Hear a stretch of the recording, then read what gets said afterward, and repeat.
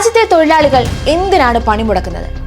രാജ്യമൊട്ടാകെയുള്ള 10 പ്രതിപക്ഷ ട്രേഡ് യൂണിയനുകൾ സംയുക്തമായി പ്രഖ്യാപിച്ച ദേശീയ പണിമുടക്ക് എന്തിനു വേണ്ടിയാണ്?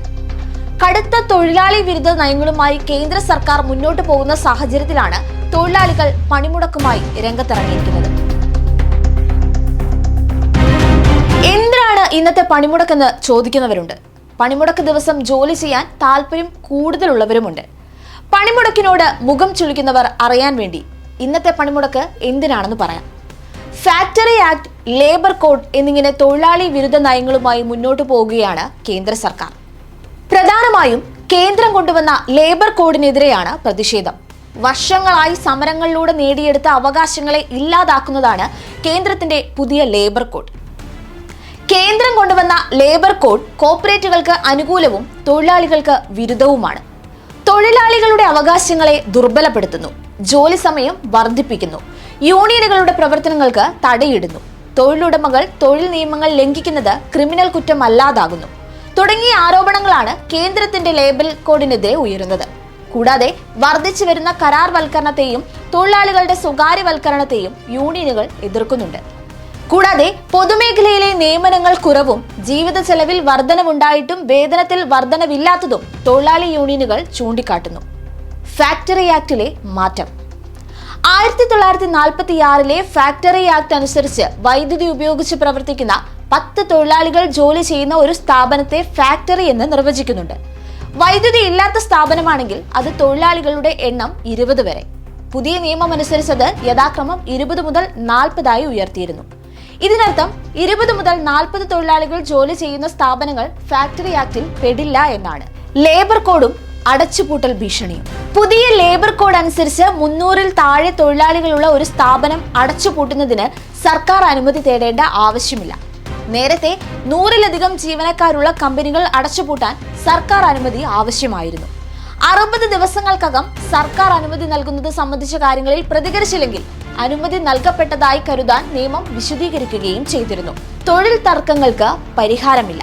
തൊഴിൽ തർക്കങ്ങൾ പരിഹരിക്കുന്നതിൽ മുൻപ് വിവിധ ഫോറങ്ങളെ ആശ്രയിക്കാമെന്ന അവകാശം എടുത്തുകളയുകയും കൺസിലിയേഷൻ ഓഫീസർ, ട്രിബ്യൂണൽ എന്നീ 2 ഫോറങ്ങൾ മാത്രമായി ചുരുക്കുകയും ചെയ്തു. സ്റ്റാൻഡിംഗ് ഓർഡറുകൾ.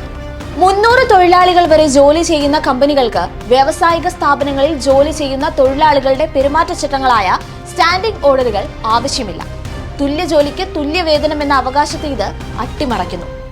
തൊഴിലുടമകൾക്ക് അവരുടെ ആവശ്യത്തിനനുസരിച്ച് തൊഴിലാളികളെ ഹയർ ആൻഡ് ഫയർ ചെയ്യാനുള്ള അവകാശം പുതിയ നിയമം ഉറപ്പാക്കുന്നു. ട്രേഡ് യൂണിയൻ പ്രവർത്തനങ്ങൾക്ക് തടയിടാൻ സ്ഥാപനത്തിലെ 51% തൊഴിലാളികളുടെ പിന്തുണ ഉറപ്പുവരുത്തുന്ന തൊഴിലാളി സംഘടനകൾക്ക് മാത്രമേ അവരുടെ ഏജൻസി ഏറ്റെടുക്കാനുള്ള അധികാരം ഉണ്ടായിരിക്കുകയുള്ളൂ എന്ന് നിയമം അനുശാസിക്കുന്നുണ്ട്. തൊഴിൽ സമരത്തെ ഇല്ലാതാക്കുന്നതിന് കൂട്ട കാഷ്വൽ ലീവ് എടുക്കുന്നതിൽ നിന്നും തൊഴിലാളികളെ വിലക്കുന്നു. തൊഴിൽ സമരം ആരംഭിക്കുന്നതിന് 14 ദിവസത്തിന് മുമ്പ് ഉടമയ്ക്ക് നോട്ടീസ് നൽകണമെന്ന് എല്ലാ സ്ഥാപനങ്ങളിലും നിർബന്ധമാക്കുകയും ചെയ്തു. നേരത്തെ റെയിൽവേ, പോസ്റ്റൽ, ഗതാഗതം, ടെലികമ്മ്യൂണിക്കേഷൻ, നോട്ടിഫൈ ചെയ്ത മേഖലകൾ എന്നിവിടങ്ങളിൽ മാത്രമേ മുൻകൂർ നോട്ടീസിന്റെ ആവശ്യം ഉണ്ടായിരുന്നുള്ളൂ. തൊഴിലിടങ്ങളിൽ സംഭവിക്കുന്ന അപകടങ്ങൾക്ക് മേൽ തൊഴിലാളികൾക്ക് നഷ്ടപരിഹാരം നൽകുന്നതിൽ നിന്നും തൊഴിലുടമകളെ രക്ഷിക്കുന്നുണ്ട്. തൊഴിൽ സമയം 12 മണിക്കൂർ വരെയാക്കി ഉയർത്തി. തൊഴിലുടമകളുടെ ആവശ്യത്തിനനുസരിച്ച് കരാർ തൊഴിലാളികളെ നിയമിക്കാനുള്ള അവകാശം. പഴയകാല ലേബർ ഇൻസ്പെക്ടർമാരുടെ തസ്തിക ഇൻസ്പെക്ടർ കം ഫെസിലിറ്റേറ്റർ എന്നാക്കി മാറ്റി. 1961 അപ്രന്റീസ് ആക്ട് പ്രകാരം അപ്രന്റീസ് കാലാവധി 1 വർഷമായി നിശ്ചയിച്ചിരുന്നത് തിരുത്തി.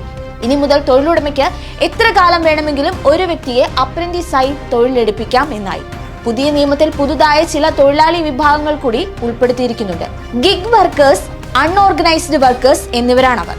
തൊഴിലാളി ക്ഷേമ പദ്ധതികളിൽ ഇവരെ കൂടി ഉൾപ്പെടുത്തിയിരിക്കുന്നു എന്നതാണ് പ്രത്യക്ഷത്തിൽ ഗുണകരമായി തോന്നാമെങ്കിലും മേൽപ്പറഞ്ഞ തൊഴിൽ വിഭാഗങ്ങളുടെ എണ്ണം കൂടുമെന്നതിന്റെ സൂചന കൂടിയാണിത്.